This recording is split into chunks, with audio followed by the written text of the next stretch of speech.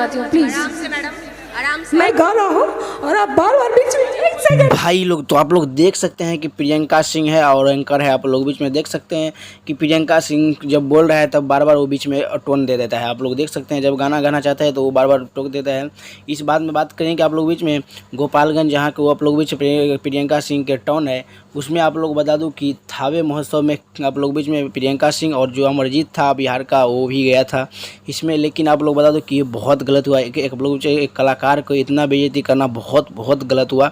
ज़्यादा वीडियो आप लोग शेयर कीजिएगा ताकि हर एक को ऐसा करने से पहले 10 बार सोचना चाहिए। तो बात करेंगे इस वीडियो में कि आप लोग जो प्रियंका सिंह जब गा रहा था तो आप लोग बीच में माइक देख रहे हैं, आप लोग छीन लिया और आप लोग बीच में बहुत उसको मतलब बेइज्जती रो के वो बोला कि अब ये सब इंसाफ थावे वाली माई वो करेगी। तो आप लोग क्या राय है कमेंट बॉक्स में बताइएगा, क्योंकि आप लोग बीच में बहुत दिन के बाद 10 साल के बाद वो गोपालगंज गई थी। मिलता हूँ आप लोगों से नेक्स्ट वीडियो में।